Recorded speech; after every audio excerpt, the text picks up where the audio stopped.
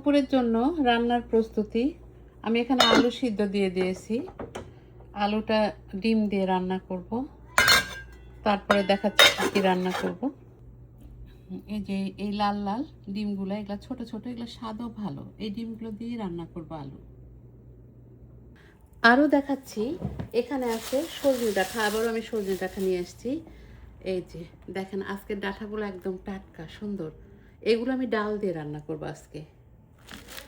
আর একটা সবজি বানাবো, সেটা হলো এই যে মিষ্টি কুমড়া। এই মিষ্টি কুমড়াগুলো অনেক মিষ্টি, খেতে অনেক ভালো লাগে মিষ্টি কুমড়া।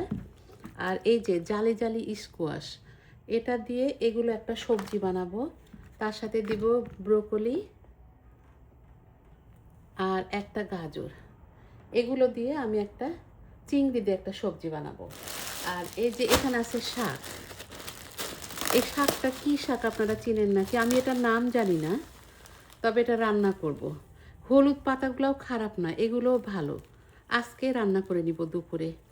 এই তো আজকে এরকমই সাধারণ আমাদের রান্না বাড়া। সবাইকে শুভ দুপুর।